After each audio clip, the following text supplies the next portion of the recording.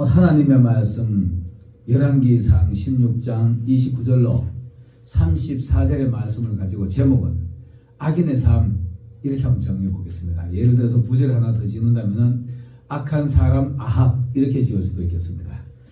자, 우리 악한 사람들의 삶의 모습을 우리 성경을 통해서 한번 살펴보겠습니다. 성경의 대표적인 인물이 악한 사람이 아합인데 오늘 이 본문에 보면 이렇게 되어 있습니다.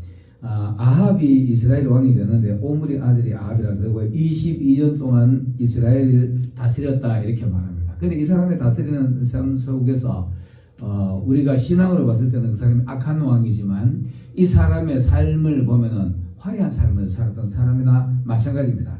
그런데 오늘 이 사람이 얼마나 악이 좀 심했느냐.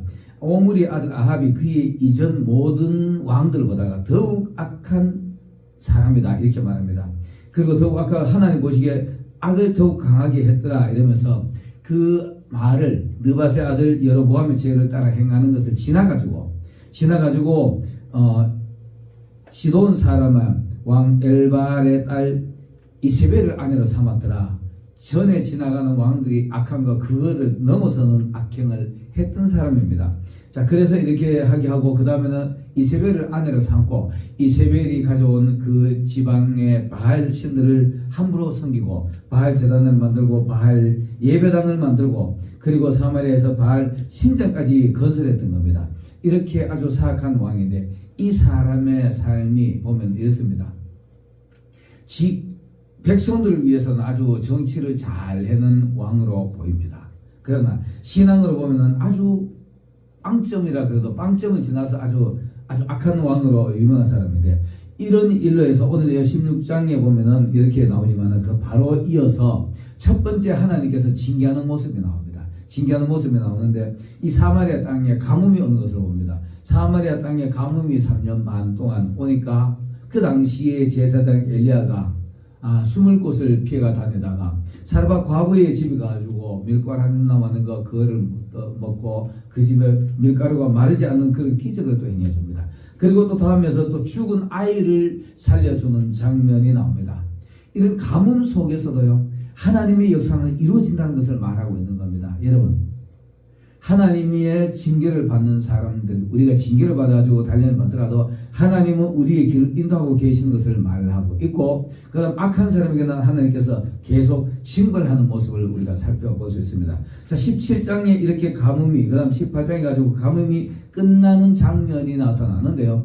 거기서 바알의 선자가, 아세라 선자가 850명의 선자들과 엘리야가 영적 전쟁을 합니다. 갈멜산상에서 하나님의 한 사람 선자와 850인의 악한 이방 선자들, 이교도들의 선자들하고 싸워가지고 하나님의 뜻이 이루어지는 모습을 봅니다.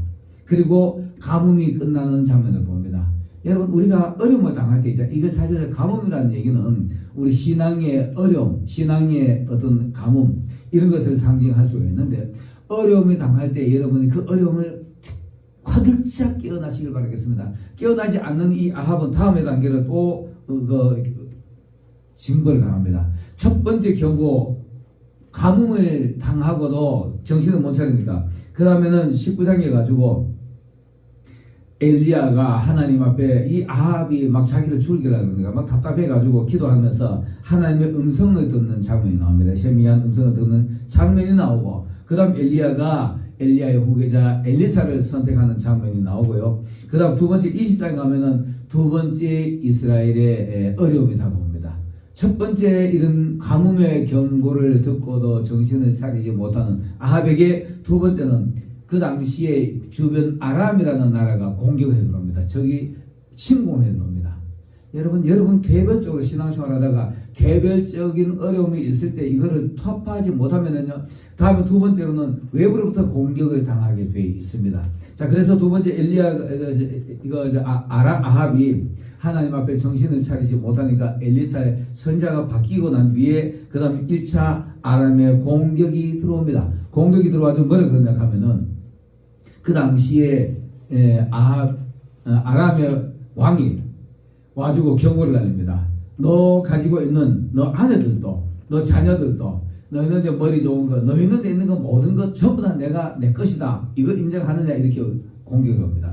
공격을 해올 때 이것을 또 어떻게 하죠? 하나님의 또 은혜로 막아냅니다. 막아내는데도 이 사람이 그때도 정신을 차리지 못해요.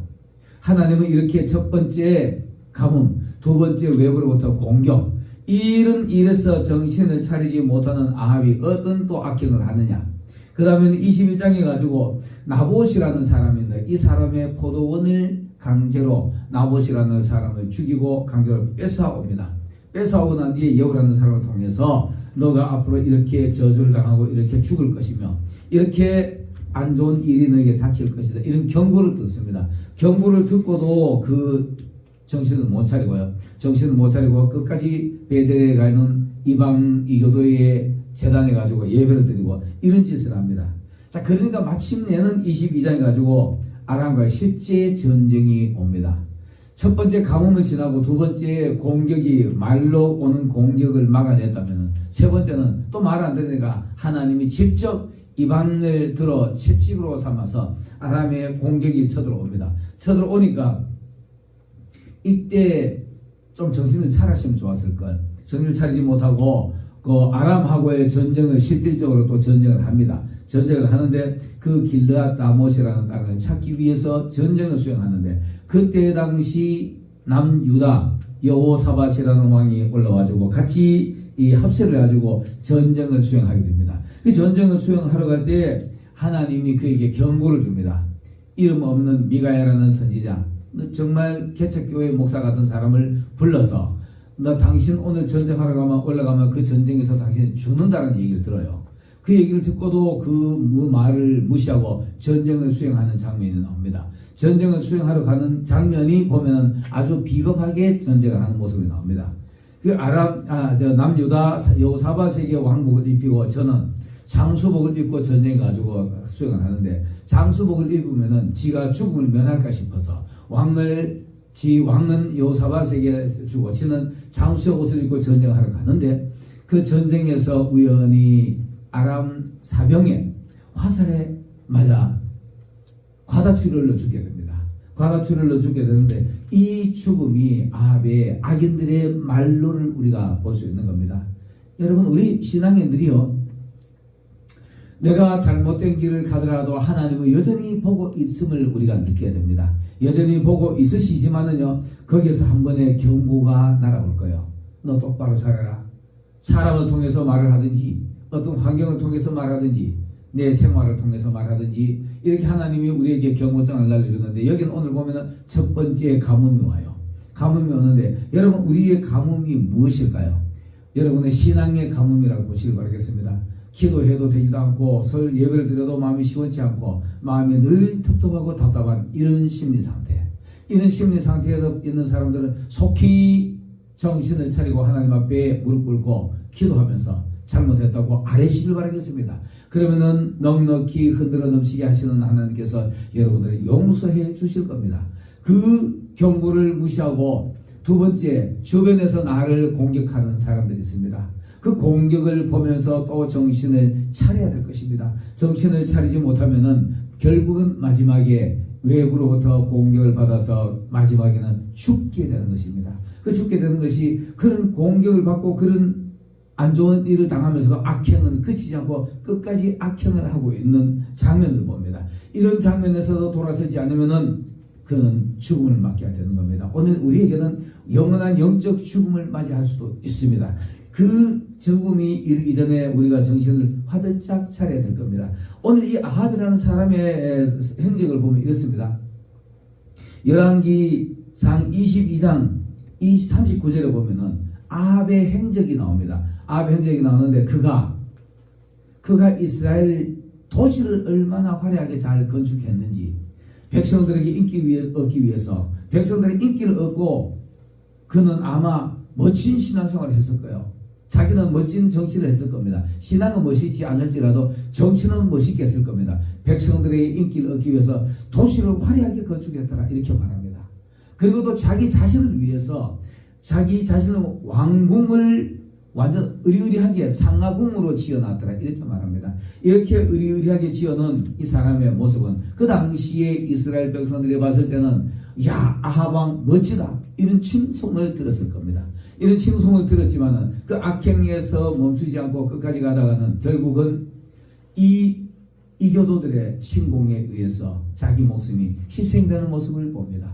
그리고는 이렇게 안 좋은 모습을, 인기 얻기 위해서 정치하는 모습들을 기록이 되어 있다라고 면박을 듣게 되는 겁니다. 안 좋은 소리를 듣게 되는 건데, 이렇게 악한 사람들은요, 내가 지금 잘 되고 내가 하는 일이 일치월장하고 사람들이 나를 보고 박수를 치고 이렇게 하는 것에 기뻐하는 사람, 사람들을 바라보면서 인기를 얻기 위해서 신앙생활하는 사람의 모습이 바로 아합 왕의 모습과 같을 것입니다. 사랑하는 여러분들이요, 오늘 이 방송을 보는 여러분들이요, 오늘 이 아합 왕의 말로는요 처참한 죽음을 맞이하게 되는 겁니다. 그리고 그 죽음을 통해서 우리에게 주는 메시지는, 좋은 내 앞에서 좋은 일이 벌어질지라도 신앙에 정직하지 못하면은 우리는 죽음을 맞이하게 된다는 것을 말해주고 있는 겁니다. 그리고 그 아들이 또 그 자리를 대신해서 왕 노릇하는데, 그 자기가 잘못하면 그 아들도 역시 잘못된 길을 가는 겁니다. 여러분, 악한 길에서, 악인의 길에서 속히 돌아서셔서 하나님의 정직한 길을 가는 여러분들이 되시기를 예수님 이름으로 축원합니다.